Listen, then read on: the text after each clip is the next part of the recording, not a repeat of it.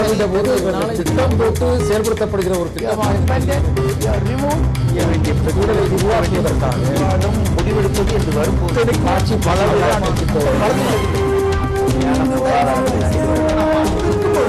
எதிர்த்து பேசிட்டு வழியை தவிர மக்கள் தங்களுடைய பங்களிப்பு.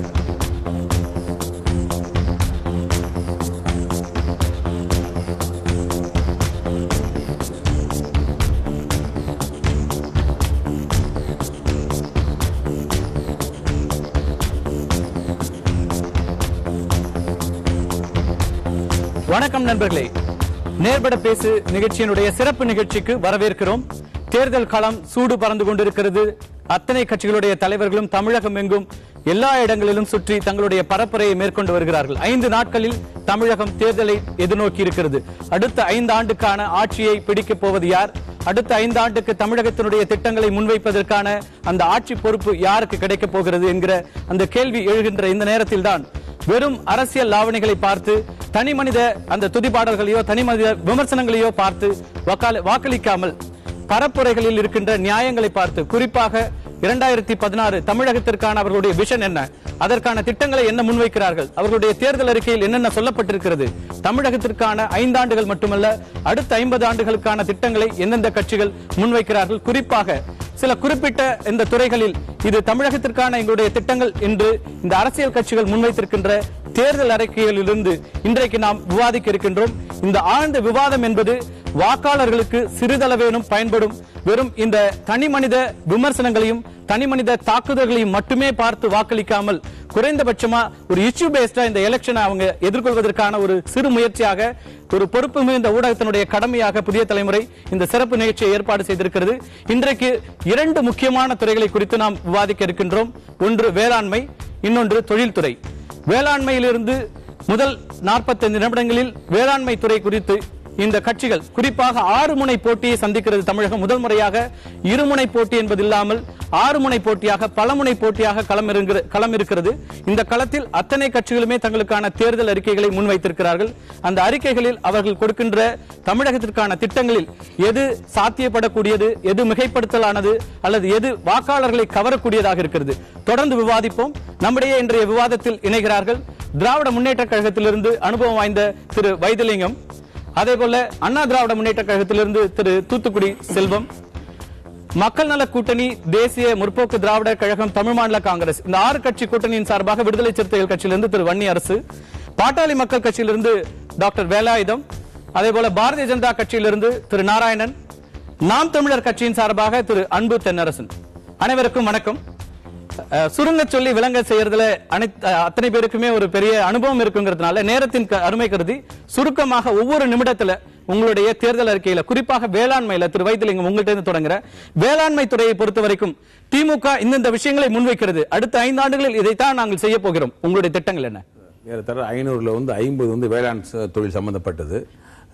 உழவு, நடவு, அறுவடை, இந்த 3னுடைய பயன்பாடு நவீனப்படுத்துதல் சார்ந்துதான் இனிமேல் இருக்கும் என்பதை உணர்ந்து கழகம் 2.5 கோடி மதிப்பீட்டில் வேளாண் கூட்டுறவு அமைப்புகளை மாநிலம் முழுவதும் 40க்கும் குறையாமல் அமைக்க இருக்கிறோம்.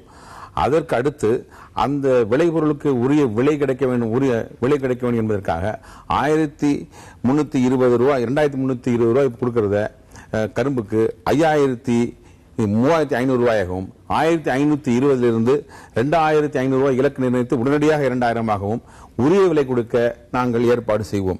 அதற்கு முன்பாகவே இப்போது விவசாயிகள் எல்லாம் ஒரு பாதிக்கப்பட்டு இருக்கிறதுனால அவர்களுடைய பயிர்க்கடன்களை எல்லாம் தள்ளுபடி செய்ய உத்தேசித்திருக்கிறோம். அப்புறம் இந்த பயிர் கடன் காப்பீடு இருக்க அது பிற்கா அளவில் இருப்பது, ஒரு பிற்காவில் பாதிக்கப்பட்டால் தான் ஒரு விவசாயிக்கு நிவாரணம் கிடைக்கும். அது இல்லாமல் தனிநபர் கடந்திருக்கிறது. இல்ல, நான் இப்ப முடிச்சிடறேன். வேளாண் ஆய்வு மையம் செய்வோம். வேளாண் ஆய்வு மையம் ஒரு 1000 ஏக்கர்ல நாங்கள் குழுமியான் மலையில ஒரு ஆய்வு நிலையை ஏற்படுத்தியிருந்தோம். அதிமுக அரசு அகற்றியது, அதை மீண்டும் கொண்டு வருவோம். ஒரு 200 இடங்கள்ல தடுப்பணைகள் கட்டுவோம். நிலத்தடி நீர் பாதுகாப்பு சட்டத்தை 2013 ஜெயலலிதா அவர்கள் ரத்து செய்தார்கள். இறுதியாக காவிரி நீர் மேலாண்மை வாரியம் ஏற்படுத்துவோம், ஏரி கால்வாய் ஓடைகளை தூர்வாருவதற்கு 5000 கோடி நிதி ஒதுக்குவோம். இவைகளெல்லாம் செய்தால் ஓரளவு விவசாயம் நிலைக்கும் நாங்கள் நம்புவோம். நன்றி திரு செல்வம். 5 ஆண்டுகள்ல என்னெல்லாம் செய்யல, எதையெல்லாம் தவறி இருக்கீங்க, இனிமேல் என்ன செய்ய போறீங்க? கடந்த 5 ஆண்டு காலத்தில் மாண்புமிகு புரட்சித் தலைவி அம்மா அவருடைய தலைமையிலான எங்கள் அரசு, அனைத்து இந்திய அண்ணா திராவிட முன்னேற்ற கழக அரசு விவசாயிகளுக்கு மிக சிறப்பான திட்டங்களை நாங்கள் செயல்படுத்தி இருக்கிறோம். ஒரு உதாரணமாக கூட சொன்னீங்கன்னா, கிராமப்புறத்தில் இருக்கிற ஒரு நிமிடத்துல என்னெல்லாம் திட்டங்கள் முன்வைக்கிறீங்கன்னு சொல்லுங்க. ஆமா, அதுல அது கிராமப்புறத்தில் இருக்கிற விவசாயிகள் உற்பத்தி செய்கிற அந்த விளை பொருட்களை சந்தைப்படுத்துவதற்காகவே பண்ணை பசுமை காய்கறி நுகர்வு கடை நாங்க ஆரம்பிச்சோம். அது போக இப்போ அடுத்து வரக்கூடிய தேர்தல் களத்திற்காக அடுத்த 5 ஆண்டு காலத்தில் எங்களுடைய திட்டமாக நாங்கள் கூட்டுறவு விவசாயிகள் சிறு குறு விவசாயிகள் பெற்றிருக்கிற கூட்டுறவு கடன்களை எல்லாம் ரத்து செய்து அந்த விவசாயிகளுடைய கவலையை போக்குவதற்கு மாண்புமிகு புரட்சித் தலைவி அம்மா அவர்கள் முயற்சி எடுத்திருக்கிறார்கள். அதுபோக கடந்த 5 ஆண்டுகளில் 20,787 கோடி ரூபாய் அளவுக்கு பயிர்க்கடன் வழங்கியிருக்கும் விவசாயிகளுக்கு. கடந்த திமுக ஆட்சியில் வழங்கப்பட்ட பயிர்க்கடன் வந்து வெறும் 9,164 கோடி ரூபாய் தான். இதனால என்ன விஷயம்னு கேட்டீங்கன்னா, நாங்கள் நீர் ஆதாரத்தை பெருக்குகிற முயற்சியில் கடந்த 5 ஆண்டு காலத்திற்குள்ளாக முல்லை பெரியாறு அணையில் 136 அடியாக இருந்த அந்த நீர்த்தேக்கிற உரிமையை 142 அடியாக மாண்புமிகு புரட்சித் தலைவி அம்மா அவர்கள் உச்ச நீதிமன்றத்தில் வாதாடி அந்த உரிமையை பெற்றுத் தந்தார்கள். அதுபோக ஒரே ஒரு செய்தி, காவிரி நதிநீரில் தமிழ்நாட்டிற்கு இருக்கிற உரிமையை பெற்றுத் தருவதற்காக காவிரி நதிநீரில் தமிழ்நாட்டினுடைய உரிமையை, அந்த இடைக்கால தீர்ப்பை அரசிதழில் கவர்மெண்ட் கெசட்ல பப்ளிஷ் பண்றதுக்கு மாண்புமிகு புரட்சித் தலைவி அம்மா அவர்கள் தான் உச்சநீதிமன்றத்தின் மூலமாக முயற்சி எடுத்தார்கள், வெற்றி பெற்றார்கள். நன்றி. மாற்று அரசியலை முன்னெடுக்கிற அந்த கூட்டணியின் சார்பாக திரு வன்னியரசு, உங்களுடைய மாற்று அரசியல் என்ன? சுழன்றும் ஏறு பின்னது உலகம், அதனால் உழற்றும் உழவே தலை. 1000 தொழில்கள் இருந்தாலும் எல்லாரும் கலப்பைக்கு பின்னாடி தான் இந்த உலகம் வரும் அப்படிங்கிறது 2000 வருஷத்துக்கு முன்னாடியே நம்முடைய வள்ளுவர் சொன்னது. இன்னைக்கு இந்த விவசாயம் தொடர்பாக மட்டும், வேளாண்மை தொடர்பாக மட்டும் இந்த விவாதத்தை வந்து முன் வச்சிருக்குது. அதுக்கு ஒரு உதாரணம், இன்னைக்கு தமிழ்நாட்டில் விவசாயம்ங்கிறது இந்தியாவே வந்து முழுக்க வந்து விவசாயம் சார்ந்த ஒரு நாடு தான். ஆனால் விவசாயத்துக்கான எந்த வாய்ப்பும் இல்லாமல் இன்னைக்கு வந்து எல்லாருமே வந்து கிராமப்புறங்களிலிருந்து நகர்ப்புறங்களுக்கு வர்றாங்க. 2011-2016 மட்டும் வந்து 5 ஆண்டுகளில் வந்து 2423 விவசாயிகள் தற்கொலை செஞ்சிருக்கிறாங்க அப்படிங்கிற புள்ளி விவரத்தில் பார்க்கும் பொழுது, பின்னாடி வந்து நீங்க வந்து என்ன காரணத்துக்காக இதெல்லாம் ஆறாங்கன்னா, அங்க விவசாயம் பண்ண முடியாத ஒரு சூழல் இருக்கு. நகர்ப்புறங்கள்ல எல்லாருமே வந்துடுறாங்க. அப்ப இன்னைக்கு வந்து முழுமையா வந்து எங்களுடைய தேமுதிக மக்கள் நல கூட்டணி தமாக சார்பாக நாங்க என்ன சொல்றோம்னா, விவசாயத்துக்கு முக்கியத்துவம் கொடுக்கறது அப்படிங்கறத கடந்த காலங்கள் அவங்க எப்படி செஞ்சாங்கன்னு எல்லாருக்குமே தெரிஞ்ச கதை. முதல்ல இயற்கை, நம்மாழ்வார் அவருடைய அந்த இயற்கை வேளாண்மையை நாங்கள் வந்து தமிழகத்தில் எல்லா இடங்களிலுமே இயற்கை வேளாண்மையை நாங்க வந்து கொண்டு வருவோம். அதைத்தான் வந்து அவரு நம்முடைய இயற்கை வேளாண்மையினுடைய அறிஞர் நம்முடைய நம்மாழ்வார் சொல்லும்போது அந்த புறநானூற்றிலிருந்து ஒரு பாடல் மட்டும் சொல்லுவாரு. அதுல என்ன, கருங்கால் வரகே இருங்கதிர் திணையே சிறுகொடி கொள்ளே பொறிகளர் அவரையோடு இந்நான்கல்லாது சிறந்த உணவு இல்லை அப்படின்னு சொல்லி புறநானூற்று சொல்லியிருக்கு. அந்த புறநானூற்றினுடைய பாடல் வடிவத்தை செயல் வடிவமாக்குவதற்கு நாங்கள் உறுதியளிப்போம். நன்றி. தனித்தே களமிறங்கி இருக்கிறது பாட்டாளி மக்கள் கட்சி. ஒரு மாற்றத்தை முன்னிறுத்தி உங்களுடைய மாற்றுக்கான ஒரு ஆட்சி அமைந்தால் என்னெல்லாம் செய்வீங்க? பாட்டாளி என்கிற பெயரிலேயே பாட்டாளி மக்களுக்காக நடத்தப்படுகிற பாட்டாளி மக்கள் கட்சி மிக தெளிவான தொலைநோக்கு பார்வையோடு அறிவியல் பூர்வமான திட்டங்களை தேர்தல் அறிக்கையிலே வழங்கியிருக்கிறது. 67% மக்கள் தமிழ்நாட்டில் செய்கிற தொழிலான வேளாண்மை தொழில் இன்றைக்கு தமிழ்நாட்டில் -12 அளவுக்கு வளர்ச்சி குன்றி போயிருக்கிறது. இதை மீட்கும் பொருட்டு அமைச்சகம் என்பது வேளாண்மைக்கு ஒரு அமைச்சர் பத்தாது என்கிற காரணத்தால் நீர் வேளாண்மைக்கும் தோட்டக்கலைக்கும் தனித்தனி அமைச்சர்களை உருவாக்கி இந்த துறையை விரிவாக்கி செய்வதற்கான திட்டம் முதல் திட்டம். இரண்டாவது, அவர்களுடைய வாழ்வாதாரம் அழிந்து தற்கொலைக்கு காரணமாக இருக்கிற பயிர் கடன்களை ரத்து செய்வது. அது கூட்டுறவானாலும் தேசிய வங்கிகளானாலும் எல்லாத்தையும் ரத்து செய்வது. இடுபொருள்கள், அவர்களுக்கு தேவையான மின்சாரம், இந்த மின் மோட்டார் போன்றவற்றை முழுமையாக இலவசமாக வழங்குவது. இது நாங்கள் வேற எந்த இலவசமும் வழங்காமல் இதை மட்டும் இலவசமாக வழங்குகிறோம். இது சார்ந்து விவசாயம் சார்ந்த தொழில்களை உருவாக்குவதன் வாயிலாக மற்ற தொழில்களை மேம்படுத்துவது, ஒரு லாபகரமான தொழிலாக வேளாண்மையை கொண்டு வருவது என்கிற தெளிவான வரையறையோடு திட்டத்தோடு பாமக களம் காண்கிறது. நன்றி.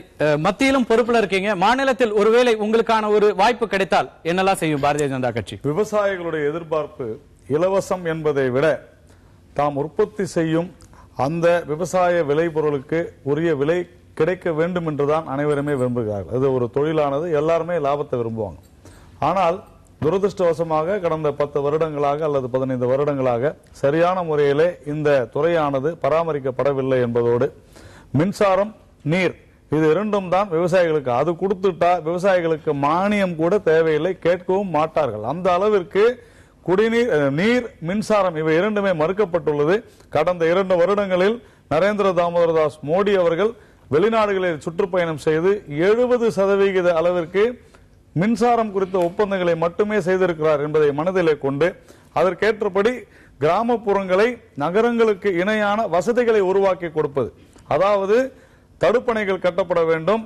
கடந்த 40 வருடங்களாக தமிழகத்தில் எந்த விதமான ஒரு அணைக்கட்டுகளும் இல்லை என்பதை நாம் மனதிலே கொண்டு இந்த மின்சாரம், நீர் என்பதை ஆதாரமாக கொண்டு மிகப்பெரிய கட்டமைப்பை உருவாக்கி கிராமங்களிலிருந்து மக்கள் நகரங்களுக்கு இடம்பெயராமல் அவர்களுக்கு உண்டான வசதியை, கட்டமைப்புகளை அங்கேயே ஏற்படுத்தி கொடுப்பதன் மூலம் விவசாயமானது தழைக்கும். எல்லாவற்றையும் விட இந்த துறையிலே லஞ்சம், ஊழல் என்பது முற்றிலுமாக இடைத்தரகர்களோடு ஒழிக்கப்படும் என்பதை வாக்குறுதியாக கொடுக்கிறோம். நாம் தமிழர் கட்சி என்ன முன்வைக்கிறது, திட்டங்கள் என்னென்ன அதுங்கிறது மட்டும் பட்டியலிடுங்க.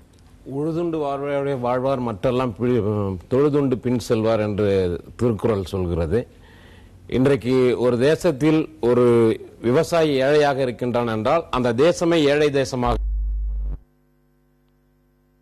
உழவர்கள் அத்தனை பேருமே ஏழைகளாகத்தான் இருந்து கொண்டிருக்கின்றார்கள். காரணம், ஒரு குண்டூசி தயாரிப்பவன் கூட அதற்கான விலையை அவர்களால் நிர்ணயிக்க முடிகின்றது. பாடுபட்டு உழைத்து உருவாக்குகின்ற விவசாயியோட விளைபொருள்களுக்கு அந்த விவசாயினால விலை நிர்ணயிக்க முடியவில்லை. ஆகவேதான் நேரடியாக திட்டங்களுக்கு வந்துடலாம், அப்புறம் பேசுவோம். ஆகவேதான் அந்த விவசாயத்தை முதல்ல நாங்கள் ஆட்சிக்கு வந்தால் ரசாயன உரங்களை தடை செய்வோம் என்று சொல்கிறோம்.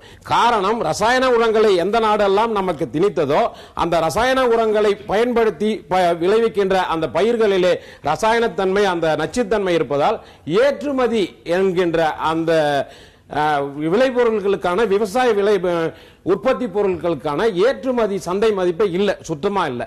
ஆகவே ஏற்றுமதியை நாம் உயர்த்தினால் விவசாயிகளுடைய விளைபொருளுக்கு உரிய விலை கிடைக்கும், அவர்களுக்கான அந்த வருவாய் பெருகும், அப்போ விவசாயிகளுக்கான வாழ்வு செழிக்கும். ஆகவே ஏற்றுமதியை நாம் முன்னெடுத்தோம். கேரளா கூட தமிழக விவசாயிகள் உற்பத்தி செய்கின்ற காய்கறிகளே நச்சுத்தன்மை இருக்கின்றது, தடை செய்கிறது. ஆகவேதான் இந்த ரசாயன உரங்களை நாம் தமிழர் கட்சி தடை செய்யும், நீர் மேலாண்மை உருவாக்கும். நன்றி. தொடர்ந்து பேசுவோம். மும்முனை ஒரு முப்போக விவசாயம் அப்படின்றதெல்லாம் காலாவதியாகி போச்சு, கேள்விப்பட்ட அல்லது கதைகளில் சொன்ன ஒரு காலம் என்பதாகி விட்டதோ அப்படிங்கிற கவலை ஏற்படக்கூடிய சூழல் இருக்கிறது. இன்றைக்கு ஒரு போகத்தை சிறப்பாக நடத்தி முடித்தாலே, கடன் இல்லாமல் அந்த விவசாயத்தை நடத்தி முடித்தாலே பெரிய விஷயம் என்பதாக இருக்கிற இந்த சூழல்ல விவசாயிகளுடைய பிரச்சனையில, வேளாண்மையில ஒவ்வொரு கட்சியும் என்னென்ன விஷயங்களை முன்வைக்கிறது, குறிப்பாக ஒரு சிலவற்றை இப்ப நம்ம பார்க்கலாம். கடன் தள்ளுபடி அப்படிங்கிற பெரும்பாலான எல்லா விஷயங்களையும் எல்லா கட்சிகளும் சொல்றாங்க. விவசாயிகளுடைய கடன் தள்ளுபடி அப்படிங்கறத சொல்றாங்க. குறிப்பாக அதிமுக அனைத்து கடன்களும் தள்ளுபடி செய்யப்படுகிறது, திமுக சிறு குறு விவசாய கடன்கள் தள்ளுபடிங்கிறது, தேமுதிக கூட்டணி அனைத்து கடன்களும் தள்ளுபடி, அதே போல பாட்டாளி மக்கள் கட்சி பயிர் கடன்களோட தள்ளுபடி, பாரதிய ஜனதா கட்சியும் அதே போல வங்கி கடன் வட்டியை தள்ளுபடி செய்வோங்கிறாங்க. நாம் தமிழர் அதுல எந்த கருத்தும் சொல்லப்படாம இருக்கிறது. அதே போல மற்ற விஷயங்களை பார்க்கும்போது மேலும் ஒரு சில விஷயங்களையும் கூட இந்த கட்சிகள் என்னெல்லாம் சொல்ல வருகிறார்கள் அதையும் பார்க்கலாம். நம்ம அடுத்தடுத்த முக்கியமான விஷயங்கள் முன் வந்துட்டு இருக்கிறது. அதுல குறிப்பா இந்த கடன் தள்ளுபடியை பத்தி பேசும்போது நம்ம தொடர்ந்து பேசலாம். எல்லாருமே கடன் தள்ளுபடின்றீங்க. இன்னைக்கு விவசாயிகளுடைய மிகப்பெரிய பிரச்சனையாக இருக்கிறது கடன் தான். விவசாய தற்கொலைகள் அப்படிங்கிறது இன்னைக்கும் நடக்கிறதுங்கிறது மிக கேவலமான ஒரு விஷயமா நம்ம இன்னைக்கு ஜனநாயகத்தில் பார்க்க வேண்டி இருக்கிறது. ஒரு பக்கம் நம்ம வந்து தேசம் வளர்ச்சியை பத்தி பேசுது, பெரிய முன்னேற்றத்தை பத்தி பேசுறோம், ஒரு சர்வதேசங்களோட போட்டியிடுறதை பத்தி பேசிட்டு இருக்கிறோம். இங்க வந்து பெரும்பான்மையாக இருக்கிற விவசாய பெருங்குடி மக்கள் இன்னைக்கு விவசாய கடனால தற்கொலைக்கு தள்ளப்படுகிறார்கள். இப்போ சமீபத்திய ஒரு மாதத்தில் கூட பல நிகழ்வுகளை பார்க்க முடியுது, வாழப்பாடியில பார்க்க முடியுது, கோயம்புத்தூர், இப்படியான பல செய்திகள் வந்து கொண்டிருக்கிற நேரத்தில் கடன் தள்ளுபடி அப்படிங்கறத முக்கியமா எல்லா கட்சிகளும் முன்வைக்கிறீங்க. ஆனால் இந்த கடன் தள்ளுபடி அப்படிங்கிறதுல சிறு குறு விவசாயிகளுக்கான கடன் தள்ளுபடி அப்படிங்கிறது மட்டுமே போதுமானதாக இருக்கிறதா வைத்திலிங்கம்? அதாவது கடன் தள்ளுவதான் இந்த தற்கொலைக்கும் இந்த காப்பீடுக்கும் நெருங்கி தொடர்பு இருக்கு. ஏன்னா எல்லா விவசாயிகளும் அநேகமாக இன்சூரன்ஸ் பண்றாங்க, ஆனா அவங்களுக்குலாம் அந்த காப்பீடு கிடைக்கிறது இல்லை. காரணம் ஒண்ணுதான், ஏன்னா ஒரு பிற்காலவில் ஒரு கிராம அளவில் பாதிக்கப்பட்டால் மட்டும்தான் அந்த விவசாயி இழப்பீடு பெற முடியும் என்ற நிலை தான் இன்றைக்கு இருக்கு. அதை மாற்றி தனி விவசாயி கூட அவர் நிலத்தில், அது சிறு விவசாயியாக இருந்தாலும் பெரிய விவசாயியாக இருந்தாலும் நடுத்தர விவசாயியாக இருந்தாலும், அந்த நிலத்தில் பாதிப்பு என்றால் அதற்குரிய இழப்பீடை பெற முடியும் என்ற நிலை உறுதிப்படுத்தப்பட்டால் இந்த தற்கொலைக்கு இடமே இல்லை. எனவே அதை உணர்ந்துதான் நாங்கள் இந்த தனி நபர் காப்பீட்டை நாங்கள் உறுதி செய்வோம் என்று உறுதியளித்திருக்கிறோம். உங்களுடைய தலைவர் இப்போ திருவாரூர் பிரச்சாரத்தில் அத்தனை கடன்களும் தள்ளுபடி அப்படிங்கிற ஒரு அறிவிப்பை அறிவித்திருக்கிறார். விவசாயிகளுடைய அத்தனை கடன்களுமே தள்ளுபடி செய்யப்படும். செல்வம், நீங்க 5 ஆண்டுகள் ஆட்சி பொறுப்புல இருந்திருக்கீங்க. இந்த கேள்வி நிச்சயமாக உங்களுக்கு வரும். கூடுதல் பொறுப்பு இருக்கிறது. 5 ஆண்டுகள்ல 2400 மேற்பட்ட விவசாயிகள் தற்கொலை. இது ஒரு ஆட்சி பதில் சொல்ல வேண்டிய இடத்துல இருக்கிறதா இல்லையா? ஒரு சின்ன விஷயம் என்னன்னா, விவசாய கடன் மூலமாக, அதாவது பயிர்க்கடன் வாங்கி அதன் மூலமாக தற்கொலை செய்தார்னு எந்த செய்தியும் கிடையாது. அதுல என்ன விஷயம்னா, ஒரு டிராக்டர் வாங்குறாரு ஒருத்தர், ஒரு தனியார் வங்கியில வாங்குறாரு. நான் தற்கொலையை நியாயப்படுத்தல. அதாவது விவசாயிகளுடைய பிரச்சனையை சரியாக அதிமுக அணுகவில்லை கேள்வி எனக்கு நிச்சயமா கிடையாது. நிச்சயமா தவறான செய்தி. அதாவது மாண்புமிகு புரட்சித் தலைவி அம்மா அவர்கள் ஒரு விஷயம் என்னன்னு கேட்டீங்கன்னா, நான் சொன்னா நீங்க அதை தேர்தல் பரப்புரையா நினைச்சிடாதீங்க. மாண்புமிகு புரட்சித் தலைவி அம்மா அவர்கள் தான் இன்னைக்கு ஒரு கிரெடிபிள் லீடர், நம்பகத்தன்மை வாய்ந்த அரசியல் தலைவர் யாருன்னா மாண்புமிகு புரட்சித் தலைவி அம்மா தான்.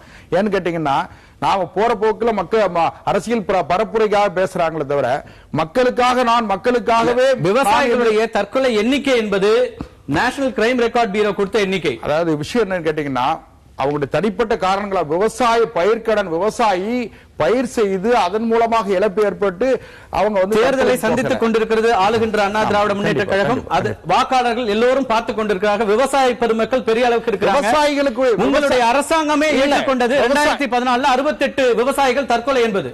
நீங்க ஒட்டுமொத்தமாக எல்லாவற்றையுமே இதுக்கான இந்த தற்கொலைகளை வேறு விஷயங்களை சொல்லி மூடி மறைச்சிட முடியுமா? நிச்சயமா வேண்டியதில்லை. நாங்க இன்னொன்று ரொம்ப டிரான்ஸ்பரண்டா இருக்கோம். மாண்புமிகு புரட்சித் தலைவர் அம்மா அவர்களை பொறுத்தவரை ஒவ்வொரு திட்டங்களையும் பார்த்து இன்னும் சொல்ல போனா, என்னுடைய தவ வாழ்க்கையை இந்த மக்களுக்காக சொல்றாங்க. அவங்களுக்கு வேற பிள்ளை குட்டி, அதாவது சொந்தங்கள் உறவுகள் இல்லை. இந்த நாட்டு மக்களை, தமிழ்நாட்டு மக்கள் தான் உறவுகள் என்று தமிழ்நாட்டு மக்களை நம்பி இருக்கிறவங்க. அதனால நீங்க அம்மாவை விட விவசாயிகளுக்கு பாதுகாப்பா இன்னொன்னு 5 மாவட்டம், தேனி, கம்பம், சிவகங்கை, மதுரை, அந்த பகுதியில் ராமநாதபுரம் உள்ளிட்ட ஒரு 5 மாவட்ட மக்களின் நீராதாரமாக இருந்த முல்லை பெரியார் விஷயத்தில் கடந்த திமுக ஆட்சி துரோகம் செய்தது தமிழ்நாட்டிற்கு. ஆனால் மாண்புமிகு புரட்சித் தலைவி அம்மா தான் உச்ச நீதிமன்றத்தில்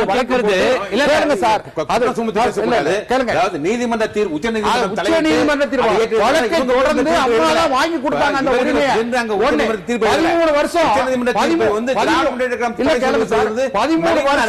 13 வருஷம் ஆட்சி அதிகாரத்தில் மத்தியில பங்குல இருந்த கோபாலபுரத்து கண்டசேனுக்காக மத்திய அரசாங்கம் காத்திருந்தது. என்னுடைய நேரடியான கேள்வி நீங்க தமிழகத்துடைய உரிமைகளை நிலைநாட்டுவதில் நாங்க உச்சநீதிமன்றத்துக்கு சென்று நிலைநாட்டி இருக்கிறோம் பல பரப்புரைகள்ல சொல்லிட்டு இருக்கீங்க. அதை நான் கேள்வி கேட்கல. என்னுடைய கேள்வி, 5 ஆண்டுகள்ல என்னைக்காவது ஜூன் 12ஆம் தேதி மேட்டூர் அணையில நீர் திறக்கப்பட்டதா டெல்டா விவசாயிகளுக்காக? ஒரு விஷயம், காவிரி, அதாவது காவிரி பிரச்சனைங்கிறதே எப்படின்னு கேட்டா, நீண்ட காலமாக மத்தியில ஆட்சி அதிகாரத்தில் இருந்த பங்கெடுத்திருந்த திமுகவும் காங்கிரசும் செய்த முதல் ஆண்டுல நீங்க சொன்னா கேட்கலாம்.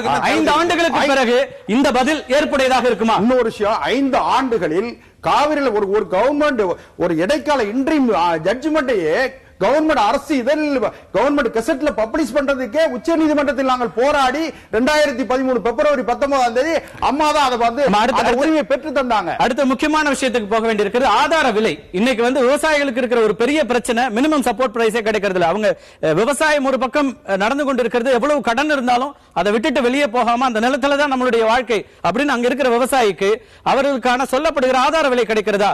அதிமுக நெல் கரும்புக்கு உயர்த்தப்படும் எந்த அமௌண்ட் சொல்லல, எவ்வளவு உயர்த்தப்படும் சொல்லப்படல. திராவிட முன்னேற்ற கழகம் கரும்புக்கு டன்னுக்கு 3500 ரூபாயும் நெல்லுக்கு குவிண்டாலுக்கு 2000 தொடங்கி 2500 ரூபாய் என்கிற அறிவிப்பை கொடுத்திருக்கிறது. தேசிய முற்போக்கு திராவிட கழகம் அந்த கூட்டணி கரும்புக்கு 4000 ரூபாய் நெல்லுக்கு 2500 ரூபாய் என அறிவிப்பு கொடுத்திருக்கிறது. அதே போல பாமகவும் கரும்புக்கு 4000 ரூபாய் நெல்லுக்கு 2200 உயர்த்தப்படும் என்று சொல்கிறது. பாரதிய ஜனதா கட்சியும் கூட கரும்புக்கு 4000 ரூபாய் அதே போல நெல்லுக்கு 2500 அதே போல மஞ்சள் அதுக்கெல்லாமே உயர்வு கொடுத்திருக்கிறது. நாம் தமிழர் கட்சி அதுக்கான ஒரு நல வாரியம் அமைத்து அதுக்கான விலை நிர்ணயிக்கப்படும் என்கிறது. இந்த விலை நிர்ணயம் என்கிறது ரொம்ப முக்கியமான ஒரு பிரச்சனையாக பார்க்கப்படுகிறது. ரெண்டு ஆட்சிகளுக்குமே அந்த பொறுப்புகளுக்கு ஆட்சி பொறுப்பில் இருந்த திராவிட முன்னேற்ற கழகம், அண்ணா திராவிட முன்னேற்ற கழகம் இரண்டுமே கூட இதற்கு முன்னதாக இருந்த தேர்தல்களில் கொடுக்கப்பட்ட வாக்குறுதிகளை ஆட்சி பொறுப்புக்கு வந்த பிறகு செய்தார்களானா அது மிகப்பெரிய ஒரு கேள்வியாக இருக்கிறது. மற்றவர்கள்ட்ட பேசிட்டு இருக்கலாம், நான் தொடர்ந்து பேசலாம். திரு வன்னியரசு, இந்த ஆதார விலை அப்படிங்கிறது வந்து எல்லா அரசுகளுமே எல்லாருமே அந்த தேர்தலுக்கு முன்னதாக ஒரு பெரிய வாக்குறுதியை கொடுக்கறாங்க. கடந்த 2011 விழுப்புரத்தில் நடந்த பொதுக்கூட்டத்தில் செல்வி ஜெயலலிதா கொடுத்த ஒரு இது நெல்லுக்கு 3500 ரூபாய் கொடுப்போம் அப்படின்னாங்க. இன்னைக்கு வரைக்கும் 2300 தாண்டவில்லை. அதற்கு பிறகு கூடுதலாக சேர்த்து 2750 தான் இருக்கு. உங்களுடைய கருத்துக்கள்? இல்ல, இவங்க அதிமுகவுடைய நம்முடைய தூத்துக்குடி செல்வம் அவர்கள் சொல்லும் பொழுது விவசாயிகள் தற்கொலை தொடர்பாக வந்து நம்முடைய முதலமைச்சர் வந்து சொன்னது எல்லாருக்குமே தெரியும். அவங்க குடும்பத்தில் இருக்கிற பிரச்சனைகளை இறந்தாங்க அப்படின்னு அவங்களுடைய அதாவது விவசாயம் மூலமாக விவசாயமே செய்ய முடியாமல் இனிமே வந்து இந்த விவசாயத்தின் மூலமா எந்த வாழ்க்கையும் கிடைக்காதுன்னு வந்து தற்கொலை பண்ணிக்கிட்டவங்களை வந்து அதுக்கு காரணமே அரசு தான். அரசு அதுக்கான வந்து அடிப்படையான விவசாயிகளுடைய பிரச்சனையை தீர்க்கல.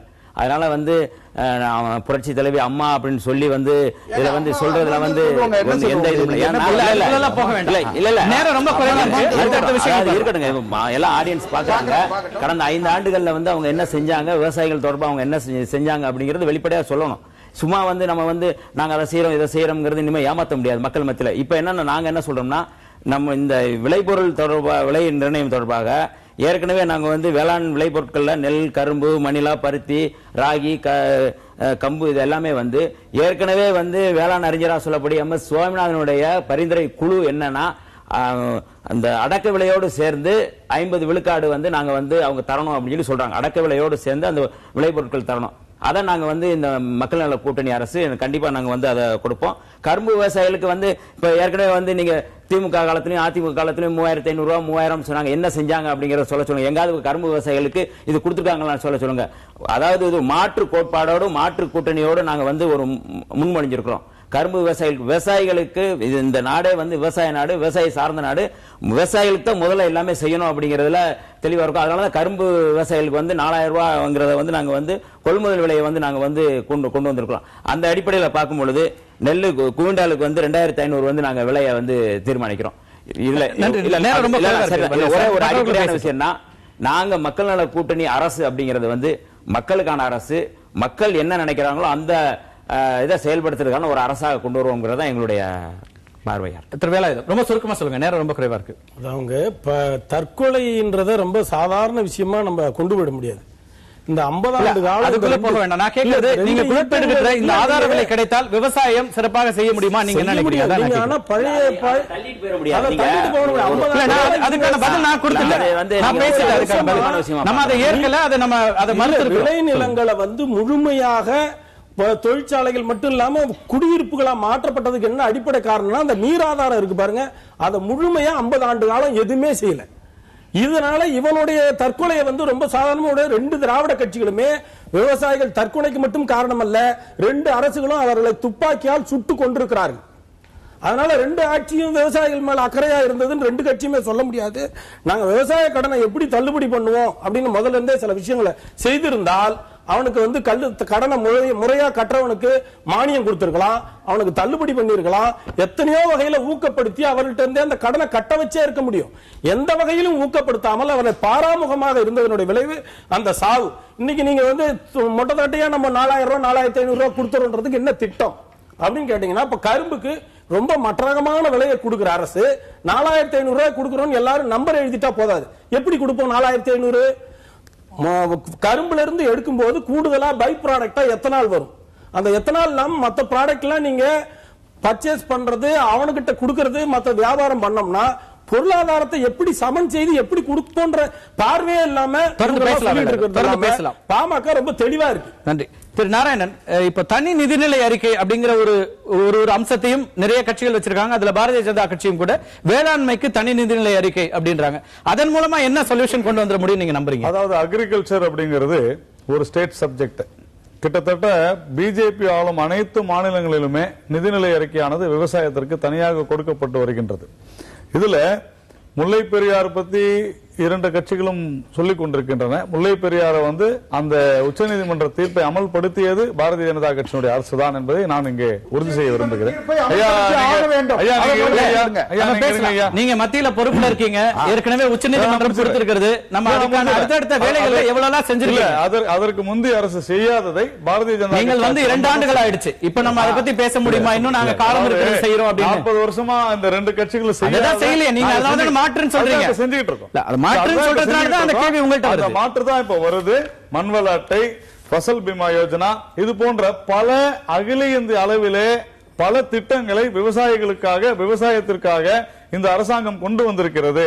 ஆனால் துரதிருஷ்டவசமாக இப்போது இருக்கக்கூடிய அதிமுக அரசு இந்த திட்டங்களை தமிழகத்திலே செயல்படுத்த மறுக்கிறது.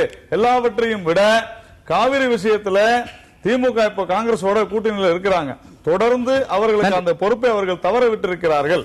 இதுதான் பிஜேபியினுடைய நிலை. 4500 ரூபாய் கரும்பு சொன்னீங்க, டன்னுக்கு 4000 ரூபாய் நீங்க போட்டிருந்தீங்க. ஆக்சுவலா அது 4500. பிஜேபி தான் அதிக அளவுல கொடுத்திருக்கு.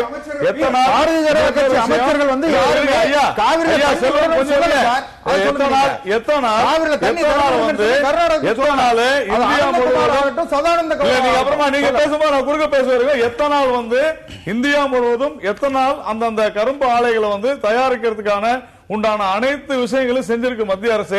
தமிழக கட்டுப்பாடுகள் இருக்கிறது. விட மாட்டேன் என்கிறார்கள். நாம் தமிழர்ல ரொம்ப வித்தியாசமான ஒரு அறிவிப்பை பார்த்த நீங்க பயிர்கள், இயற்கை வேளாண்மை இதெல்லாம் பத்தி பேசும்போது கஞ்சா பயிரிடுறதுக்கு வளர்ப்பதற்கு தனி சட்டம் இயற்றுவோம் அப்படின்றீங்க. என்ன அதோட முக்கிய அம்சம்? கஞ்சானோடனே எல்லாருமே சிரிச்சிடுறாங்க. சித்த மருத்துவத்துல ஆனந்த மூலின்னு ஒரு மருந்து இருக்கு. அந்த ஆனந்த மூலி தான் அனஸ்தீசியா கொடுக்கிற மாதிரி, இப்போ இந்த அலோபதி மருத்துவத்துல அனஸ்தீசியா கொடுக்கிற மாதிரி ஆனந்த மூலி என்பது ஒரு முக்கியமான மருந்து.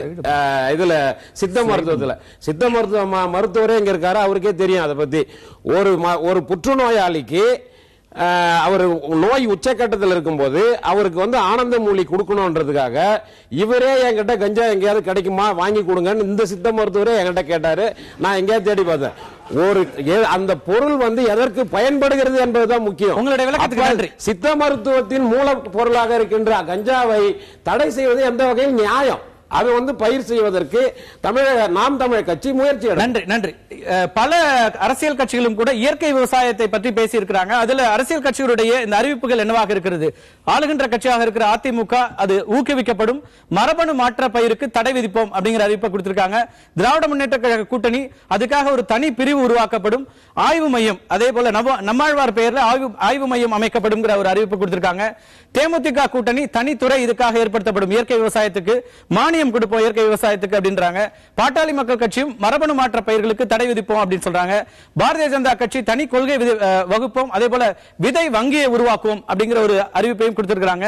நாம் தமிழர் கட்சி ஊக்கத்தொகை வழங்குவதற்கான ஒரு அரசு ஆலோசனை குழு உருவாக்கப்படும் என்கிற ஒரு அறிவிப்பையும் கொடுத்திருக்கிறது.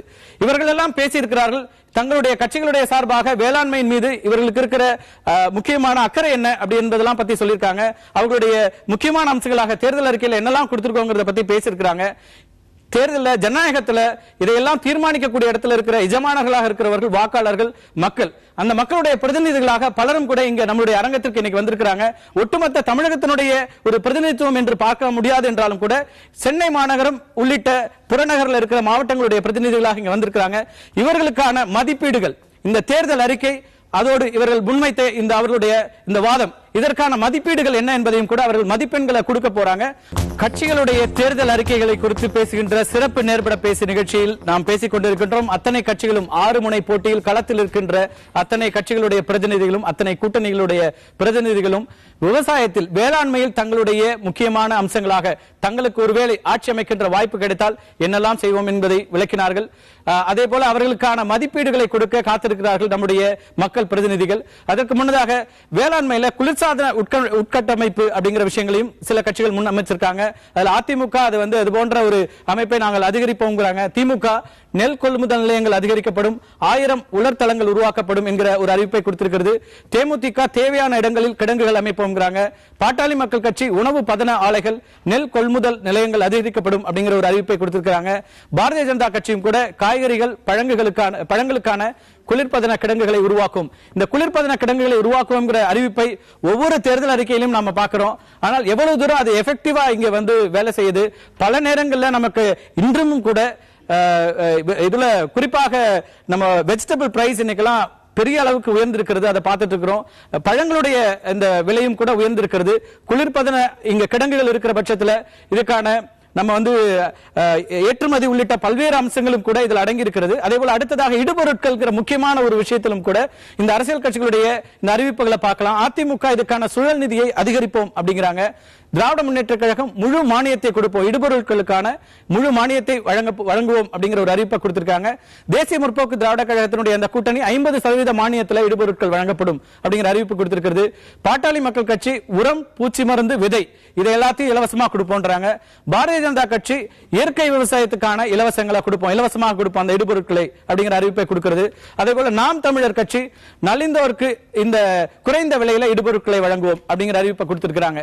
எல்லோருமே குறிப்பான முக்கியமான ஒரு அம்சமாக இந்த இடுபொருட்களை பார்க்க வேண்டியிருக்கிறது. இன்னைக்கு விவசாயிகளுக்கான கடன் அதிகரிக்கிறதுல பெரும் பங்கு வைப்பது இந்த இடுபொருட்களும் அது சார்ந்த உரம் உள்ளிட்ட விஷயங்களுக்கு அவங்க செலவிடுகிறது இந்த பணமும் தான் பெரிய அளவுக்கு இருக்கிறது. அதே போல குறிப்பாக முக்கியமான சில திட்டங்கள், இந்த திட்டங்கள் எல்லாம் விவசாயத்துக்கு எதிராக இருக்கும் என்று எதிர்பார்க்கிற மீத்தேன் ஷேல் இந்த திட்டங்கள்ல கூட கட்சிகள் தங்களுடைய நிலைப்பாட்டை சொல்லியிருக்கிறாங்க. குறிப்பா ஆளுகின்ற கட்சியாக இருக்கிற அண்ணா திராவிட முன்னேற்ற கழகம் இந்த திட்டங்கள் தடுக்கப்படும், மீண்டும் ஆட்சிக்கு வந்தால் நாங்கள் நிச்சயமாக மீத்தேன் திட்டத்தையும் ஷேல் கேஸ் திட்டத்தையும் நாங்கள் தடுப்போம் அப்படிங்கிற அறிவிப்பை கொடுக்கிறாங்க. திராவிட முன்னேற்ற கழகம் கூட மீத்தேன் திட்டத்தில் முதலில் கையெழுத்து போட்ட ஒரு கட்சி, ஆனால் இப்போது அதை மாற்றிக்கொண்டோம், இப்ப நாங்க திட்டத்தை தடுப்போம் அப்படிங்கிற ஒரு அறிவிப்பை கொடுக்கிறாங்க. அதே போல தேமுதிகவும் திட்டங்கள் தடுக்கப்படுன்றாங்க. பாட்டாளி மக்கள் கட்சியும் அதே போன்றது ஒரு கருத்தை முன்வைக்கிறது. இதெல்லாம் முக்கியமான அம்சங்களாக நாம் பார்க்கிறோம். இந்த வேளாண்மை குறித்த அவருடைய தேர்தல் அறிக்கையிலிருந்து குறிப்பாக முக்கியமான அம்சங்களாக நாங்கள் பார்த்த இந்த விஷயங்கள். இதுல தான் நம்ம இடுபொருட்கள் உள்ளிட்ட விஷயங்களையும் ரொம்ப குறிப்பா பார்த்தோம். இடுபொருட்கள் அப்படிங்கிறது ரொம்ப அவசியமான ஒரு விஷயமாக இருக்கிறது. ஒவ்வொரு ஒரு பருவத்துக்குமே விவசாயிகளுக்கான ஒரு முக்கிய தேவையான ஒரு விஷயம் இருக்கிறது. அதுல எல்லா கட்சிகளும் குறைந்தபட்சம் அக்கறை செலுத்தி இருக்காங்க அப்படிங்கறத பார்க்க முடியுது. ஆனா இதெல்லாம் எக்ஸிகியூஷன் பார்ட்ல எவ்வளவு தூரம் வரும் அப்படிங்கறத இன்னைக்கு இருக்கிற கேள்வி. நம்ம இந்த கட்சிகள் பேசி முடிச்சிட்டாங்க. இன்னைக்கு வாக்காளர் பெருமக்களுடைய அந்த ரெப்ரசன்டேட்டிவா அவர்களுடைய சார்பாக இருக்கிறதா இங்க இருக்கிற மக்களிடம் நம்ம பேசலாம். யாராவது ஒரு குறிப்பிட்ட சிலர் மட்டும் கொடுக்கலாம். எல்லாருக்குமே வாய்ப்பு கொடுக்கணும்னு ஆசை தான், ஆனால் நேரம் மிக குறைவாக இருக்கிறது. இங்க கொடுங்க. ரொம்ப சுருக்கமா உங்களுடைய கருத்துக்களை மட்டும் முன்வைங்க. எல்லாருக்கும் வணக்கம். நான் சேலத்திலிருந்து வந்திருக்கேன். ஆண்டு கொண்டிருக்கின்ற 2 திராவிட கட்சிகள் என்னோட கேள்வி. உங்களோட பேர்? என்ன பேர் ராஜ்குமார். நான் பிடெக் மெக்கானிக் படிச்ச விவசாய குடும்பத்தை சார்ந்த ஒரு ஏழை மாணவன். என்னோட வழி எனக்கு தான் தெரியும். ஏன்னா அந்த காயம்பட்டவனுக்கு தான் வழி தெரியும்னு சொல்லுவாங்க. ஆண்டு கொண்டிருக்கின்ற 2 கட்சிகளும் மேட்டூர் அணை என்னோட தொகுதியில் என்னுடைய ஊர்ல இருக்கு. அந்த தண்ணி ஒரு சொட்டு தண்ணி கூட என் விவசாயத்துக்கு யூஸ் பண்ண முடியல. நாங்களும் என்னுடைய ஃபேமிலி சொந்தவங்க, எங்க ஊர் சொந்தவங்க பல போராட்டங்கள் நடத்திட்டோம். அதுக்கு உண்டான ஒரு சொட்டு தண்ணி கூட என் ஊருக்கு வர முடியல. ஆனா போராட்டம் நடத்தினாங்க விடுதலை சிறுத்தைகள், பாமக, குறிப்பா பாமக அன்புமணி ராமதாஸ் ஐயா தலைமையில மிகப்பெரிய ஒரு போராட்டம் நடத்தினாங்க மேட்டூர்ல. அதையும் போராட்டம் நடத்தி வீரபாண்டியார் இறந்து போயிட்டாரு. அவர் திட்டத்தில் கொண்டு வந்து நிறைவேற்ற முடியல. நான் ஒரு சாதாரண நெல் பயிர் போட்டா எனக்கு ஒரு ஏக்கருக்கு ஒரு 10 மூட்டை வந்ததுன்னா அந்த 10 மூட்டையை நான் வெறும் 600 ரூபாய்க்கு 700 ரூபாய்க்கு வித்து என்னதை நான் எப்படி படிப்பேன், என் ஃபேமிலி எப்படி ரன் பண்ணுவேன்னு தெரியல. ரொம்ப கஷ்டமா இருக்கு. நன்றி. அடுத்தது பின்னாடி கொடுங்க. என்னுடைய கேள்வி ஐயா திராவிட முன்னேற்ற கழகத்தினுடைய ஐயா ஒருத்தர் வந்திருக்காரு. 10 வருடங்களாக நீங்களும் மத்திய அரசாங்கத்தோட நல்ல இணைப்புல இருந்தீங்க. அதிகமான துறைகளை உங்க கையில வச்சிருந்தீங்க. விவசாயிகளுக்கான பெரும்பாலான திட்டங்கள் எதுவும் வந்ததா எங்களுக்கு தெரியல. காவிரி பிரச்சனையிலும் உங்களுடைய செயல்பாடு விவசாயிகளுக்கு திருப்தியா இல்லை. அதை தாண்டி விவசாயத்துக்கு தேவையான மின்சாரம் கூட உங்களால் கொடுக்க முடியாத சூழ்நிலையில தான் இருந்தீங்க. இதெல்லாம் கூட விவசாயிகள் சாவதற்கு ஒரு காரணமா இருந்திருக்கும்னு நான் நினைக்கிறேன். இன்னைக்கு எடுத்த முடிவுல நாளைக்கு தற்கொலை பண்ணிக்கக்கூடிய மனிதர்கள் யாரும் இருக்க மாட்டாங்க. பல வருடங்களா கஷ்டங்களை அனுபவிச்சவங்க இனி எங்களால வாழ முடியலன்னு இறந்திருக்கலாம். இதற்கு எனக்கு தெரிஞ்சு திராவிட முன்னேற்ற கழகம் ஒரு பெரிய பங்கா இருக்கும் நான் நினைக்கிறேன். உங்களோட பேர்? என்னுடைய பெயர் சுதா திருநங்கை. நன்றி. நான் கடலூர் மாவட்டம் பெண்ணாடம் பகுதியிலிருந்து வந்திருக்கிறேன். பெண்ணாடம் சக்கராலையில் பணியாற்றினவன். என் பேர் ஏகநாதன். திராவிட முன்னேற்ற கழகத்தினுடைய கேள்வி, 2006 வந்து நீங்க ஆட்சிக்கு ஒரு முன்னு கரும்புக்கு ஒரு விலை சொன்னீங்க கொடுப்போன்னு. ஆனா ஆட்சிக்கு வந்த பிறகு அந்த விலையை கொடுக்கவே இல்லை. அது ஏன்? அப்ப இனிமேல் போட்டு நீங்க எப்படி உங்களுடைய வாக்குறுதி நிறைவேற்றுவீர்கள்? ரெண்டாவது, விவசாயத்துக்கான நீராதாரமான இந்த காவிரி பிரச்சனை, முல்லை பெரியார் பிரச்சனையும் நீங்க நடவடிக்கை எடுக்கல. அதனால உங்கள் வாக்குறுதி நம்புவது எப்படி? இரண்டாவது கேள்வி, பாரதிய ஜனதாவுடைய கேள்வி. நீங்கள் மத்தியில் ஆண்டு கொண்டிருக்கின்றீர்கள். மத்தியில் ஆளுகின்ற ஒரு மாநிலத்தில் உங்களுடைய கிளை இருக்கும்போது நீங்க மாநிலத்துக்கு மாநில அரசு தான் செய்ய வேண்டும். விவசாயத்தை நிலத்தெடுத்தால் அது மாநில அரசு சம்பந்தப்பட்டு சொல்றீங்க.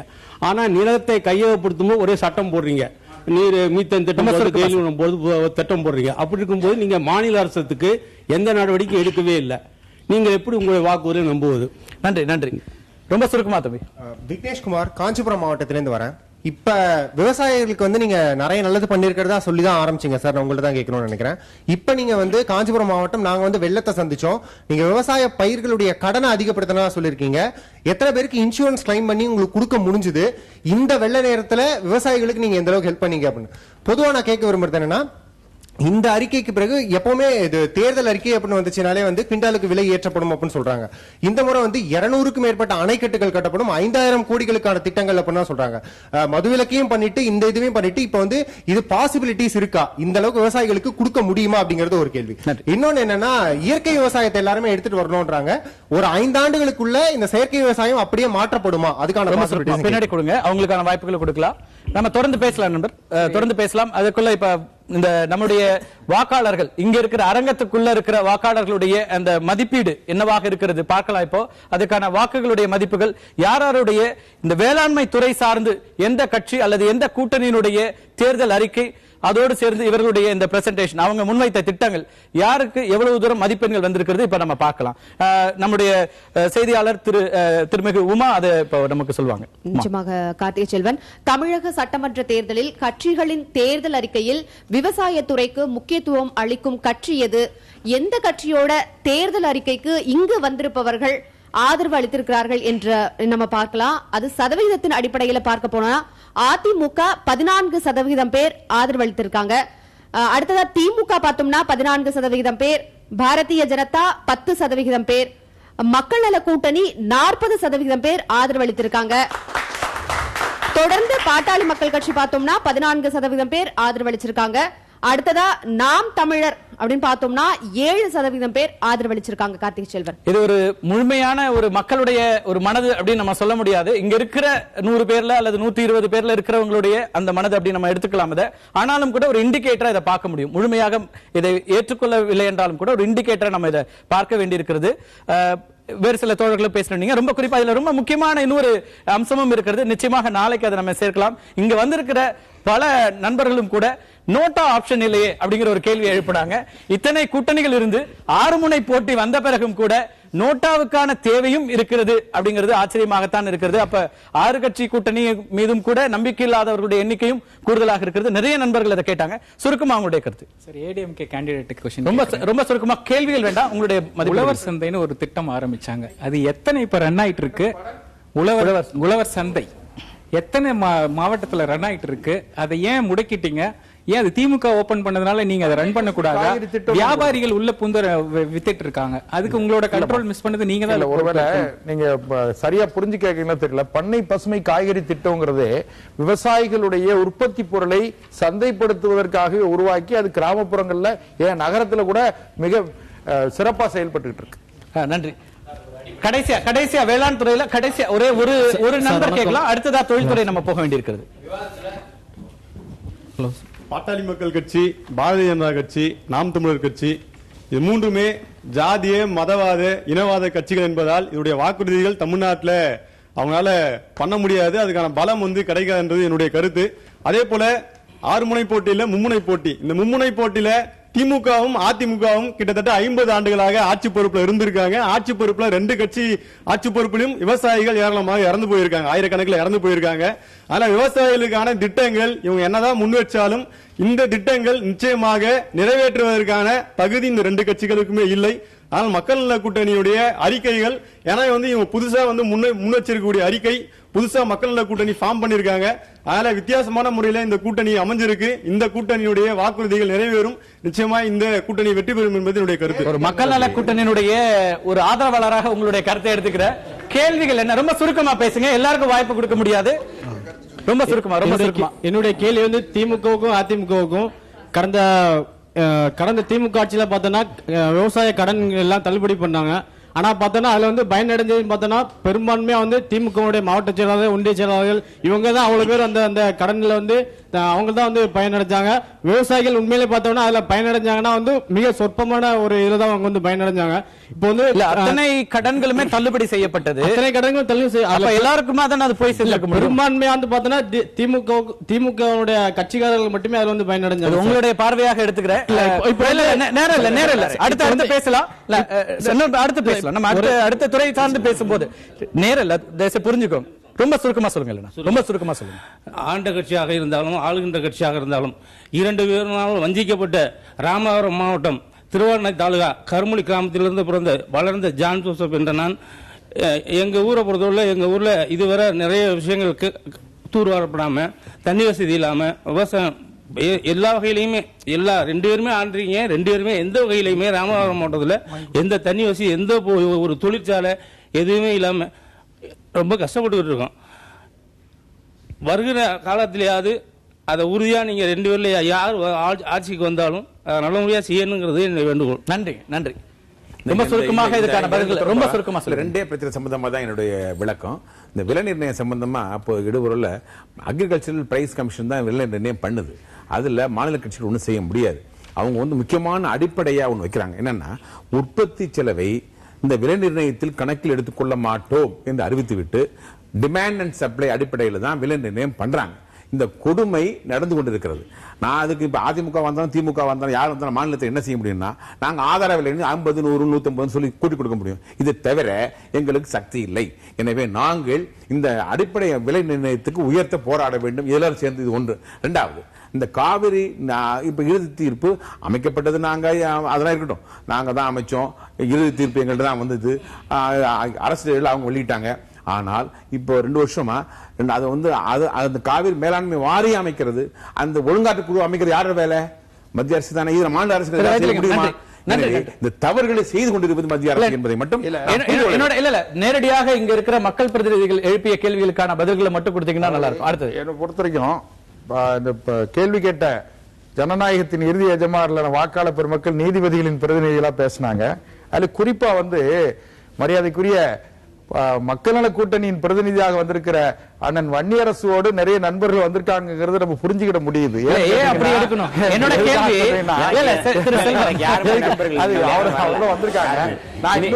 வழக்கமா எப்பவுமே இந்த மாதிரியான ஏதாவது ஒரு சேவையோ இல்ல மக்கள் மனது அப்படின்னு போனா யாருக்கெல்லாம் குறைந்த எண்ணிக்கையில சதவீதங்கள் வருது உடனடியாக எண்ணிக்கை கிடையாது. நானும் முழுமையாக சொல்ல போன்ற ஒரு நிகழ்ச்சிக்கு முக்கியமான எடுத்தும்போது ஒரு அரங்கத்திற்குள், அதாவது பலதரப்பட்டவர்களை ஒரு அறிவிப்பு கொடுத்தா அது திரு வைத்திலிங்கம் திரு வைத்திலிங்கம் கொஞ்சம் விளக்கம் சொல்றேன். ஊடகம் இன்னும் கொஞ்சம் திரு வைத்திலிங்கம் நானே அதுக்கான டிஸ்க்ளைமர் கொடுத்தேன். இதை வந்து முழுமையான ஒரு தமிழகத்தினுடைய இல்ல நான் என்ன சொல்றேன், இல்ல 2 விஷயங்கள் இருக்கு. திரு வைத்திலிங்கம் 2 விஷயம் இருக்கு. குறைந்தபட்சமாக ஒரு இண்டிகேட்டரா கூட எடுத்துக்கிறதுக்கு ஒரு ஜனநாயகத்துல முக்கியமா ஆட்சி பொறுப்புக்கு வர ஒரு கட்சிக்கு அந்த எண்ணமே இல்லைன்னா இது வந்து ஜனநாயகத்துல எல்லா இன்னொன்னு குறிப்பாக இல்ல இது வேளாண் துறை சார்ந்த அவர்களுடைய மதிப்பீடு தான். ஒட்டுமொத்த உங்களுடைய எல்லா துறை சார்ந்த விஷயங்களும் பேசலாம். சகோதரி சுதா அவங்க சொன்ன கருத்தோடு நான் முழுமையாக உடன்படுறேன். ஏன்னா கடந்த 13 ஆண்டு காலம் மத்தியில் ஆட்சி அதிகாரத்தில் பங்கெடுத்து இன்னென்ன துறைகள் வேண்டும் என்று மத்திய அரசை நிர்பந்தப்படுத்திய திமுக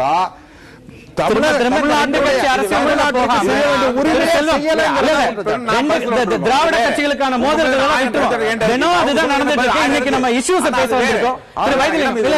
அம்மாவை பொறுத்த வரைக்கும், புரட்சி தலைவி அம்மாவை பொறுத்த வரைக்கும் மக்களுக்காகவே வாழக்கூடியவங்க, அவங்கதான் நம்பிக்கை.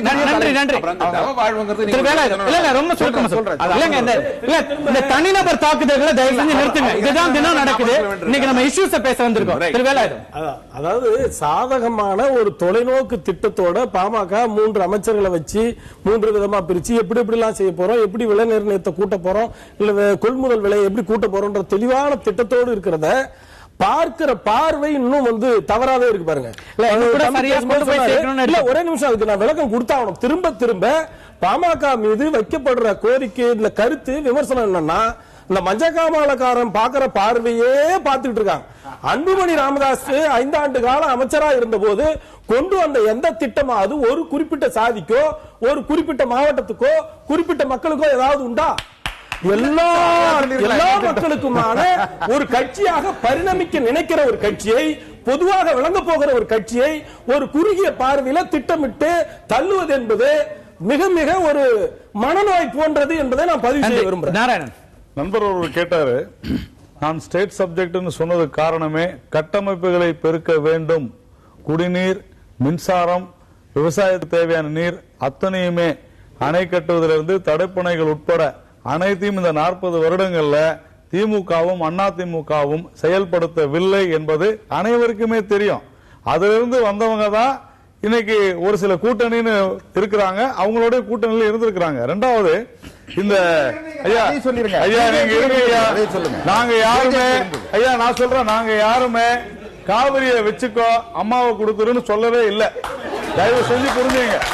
இல்ல சரி நாராயணன், இல்ல அப்படி இல்ல சார், அது தப்பு. இல்ல நீங்க ஒரு விவாதத்துல நம்ம வந்து முக்கியமான பிரச்சனைகளை பேசும்போது அந்த இஷ்யூ பேசாம அதுக்கு சம்பந்தம் இல்லாம நான் இஷ்யூஸ் பேசுறது மூலமாக நேரம் வீணடிக்கப்படுகிறது. இல்ல நான் அதை பத்தி பேசல, தொடர்ந்து அவர் இன்டர்வியூ பண்ணிட்டே இருந்தாரு, காவிரி பத்தி பேசினாரு. கர்நாடகாவில் நாங்க ஆட்சியில இருந்து போதுதான் ஹேமாவதி நேத்ராவதி அணையை மேற்கு நோக்கி பாயும். தமிழ்நாட்டுக்கு என்ன செஞ்சீங்க? தமிழ்நாட்டுக்கு தான் 2 ஆண்டுகள்ல தமிழகத்திற்கு என்னெல்லாம் செய்தது? கெயில் விஷயத்துல என்ன செய்தது? கெயில் விஷயத்துல என்ன செய்தது? திமுகவும் அதிமுகவும் இருக்கட்டும், அதிமுக உத்தரவு கொடுத்தது விஷயத்துல முழு அதிமுக இருக்கட்டும். கெயில் விஷயத்துல நீதிமன்றத்துடைய தீர்ப்பு வந்த அன்று பிரச்சாரத்திற்கு வந்த திரு நரேந்திர மோடி அதை பத்தி ஒரு வார்த்தை பேசுறேன். இல்லங்க எல்லாத்துக்குமே நரேந்திர மோடி நான் முக்கியமான பிரச்சனை இல்ல, நான் பேசுறேன். பரப்புரைக்கு வந்தவர் பிரதமர், நான் பேசுறேன். கெயில் விஷயத்துல காங்கிரசும் திமுகவும் மத்தியில் இருந்த போது அனுமதி கொடுத்தது. இங்க இருந்து அதிமுக சட்டசபையிலே முதல்வர் பேசினாங்க. இந்த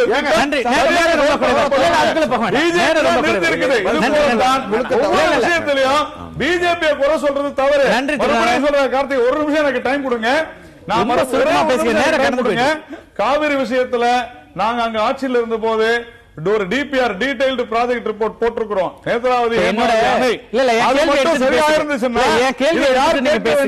நான் என்ன கேக்குறேன்னா, இப்ப உச்சநீதிமன்றம் ஒரு தெளிவா ஒரு உத்தரவை கொடுத்துருச்சு. அதுக்கப்புறம் எக்ஸிக்யூட் பண்ற இடத்துல யார் இருக்கா? மத்திய அரசாங்கம் இருக்கு. ஏன் அதை செய்ய மாட்டேங்கிறீங்க? ஏன் செய்ய மறுக்கிறோம்? ஏன் அதுக்கு அழுத்தம் அதிமுக கொடுக்கலங்கிற கேள்வியும் வருது. 37 எம்பிக்கள் கூட மேல் சபையிலே அவ்வளவு இல்லங்க, அதிமுக மறுபடியும் அது ஒரு பெரிய தொடர்ந்து வந்து இந்த நீதிமன்றத்திலே அவங்க போய்கிட்டு பேச்சுவார்த்தை நடத்த முடியாது. இல்ல அதுக்குள்ள ரொம்ப போக முடியாது. பேச்சுவார்த்தையின் மூலமாகத்தான் இரு மாநில உறவுகளை சரி செய்ய முடியும். தொடர்ந்து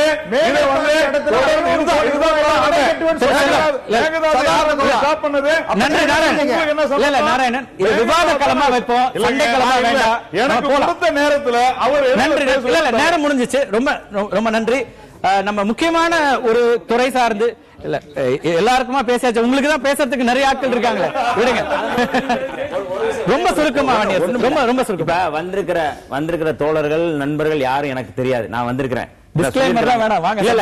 விஷயம் என்னன்னா, திமுக அதிமுகவுக்கு மாற்றாக தொலைதூரத்திலிருந்து தெரியாத நபர்கள், புதிய வாக்காளர்கள் 1.5 கோடி தோழர்கள் வந்து சாதகமாக வாக்களிக்க தயாராக இருக்கிறார்கள் என்பதற்கான உதாரணம் தான் இது. ஒழிய நான் யாருமே இங்க யாரும் உங்க நம்பிக்கை ரெண்டாவது செய்தி நம்ம நண்பர் வந்து வேலாயுதம் தெளிவா என்னன்னா, அவர் வந்து சொல்றது நம்முடைய புரட்சி கவிஞர் பாரதிதாசன் சொன்னது என்னன்னா, சாதி ஒழித்தல் பதில் கொடுத்து அவர் என்ன சொல்றாரு, நாங்க பாமக வந்து நாங்க வந்து அதெல்லாம் கடந்து நம்ம இன்னைக்கு பேசுறது வேளாண்மை குறித்து, அவங்களுடைய இல்ல ஜாதியம் குறித்து இன்னொரு நாள் பேசுவோம். நிறைய நம்ம பேசிட்டு இருக்கோம். ஒரு எனக்கு பேச விடுங்க. ரொம்ப நேரம் இல்ல. இன்னைக்கு வந்து பல கோடி ரூபாய் செலவு பண்ணி இன்னைக்கு வந்து தமிழகத்துல வந்து ஒரு புதிய முகத்தை நிறுத்துறாங்க. அந்த செலவு அளிக்கிறது எல்லாமே அந்த சாதி வரி முகத்தை மறைக்கிறதுக்கு பண்றாங்க. ஆனா அந்த அந்த புதிய விவாதத்துல நம்ம வந்து துறை சார்ந்த விஷயங்களுக்கு வருவோம். பாட்டாளி மக்கள் கட்சி மீது பாட்டாளி மக்கள் கட்சி அவர்கள் வந்து ஒரு குறிப்பிட்ட சமூகத்தின் மீது சாதி பிரச்சாரத்தை செய்கிறார்கள் என்பதுதான் குற்றச்சாட்டு. நேரம் இல்லைங்க, தயவு செஞ்சு புரிஞ்சுங்க. வேளாண்மை குறித்த முக்கியமான பிரச்சனை ஒரு தமிழகத்தினுடைய ஒட்டுமொத்த மக்கள்ல பெரும்பான்மை மக்கள் இருக்கின்ற ஒரு தொழிலாக இருக்கிறது வேளாண்மை. அதற்கான இந்த கட்சிகள் முன்வைக்கின்ற முக்கியமான திட்டங்கள் என்ன, அவர்களுக்கு ஒருவேளை ஆட்சி பொறுப்பு வந்தால் அவர்கள் என்னெல்லாம் முன்னுரிமை கொடுப்பார்கள் என்பது குறித்து பேசினோம். அடுத்ததாக முக்கியமான இன்னொரு துறை குறித்தும் விவாதிக்க இருக்கின்றோம். தொழில்துறை. தொழில்துறை தமிழகத்தில் எந்த அளவுக்கு வளர்ந்திருக்கிறது, அதன் மூலமாக வேலை வாய்ப்புகள் உருவாக்கப்பட்டிருக்கிறதா, இந்த வளர்ச்சி என்பது ஒரு சீரிய வளர்ச்சியாக இருக்கிறதா, எல்லோருக்குமான வளர்ச்சியாக இருக்கிறதா? ஒரு சிறிய இடைவேளைக்கு பிறகு தொடர்ந்து பேசுவோம்.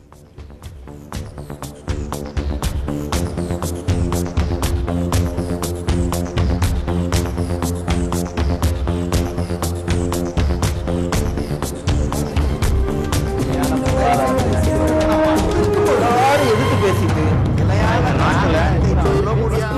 வழியை தவிர மக்கள் தங்களுடைய